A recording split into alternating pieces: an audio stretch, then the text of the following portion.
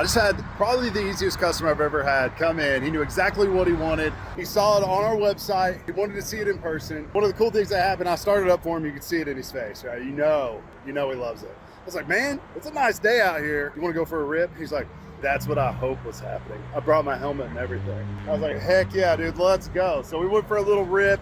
He purchased it, loves it. He's riding it home, left his car here to ride home, to get a ride back. It's just a super cool experience. This is Michael. Here's what he bought. Here's us with the bike. Michael, man, if you see this, thank you so much for your business.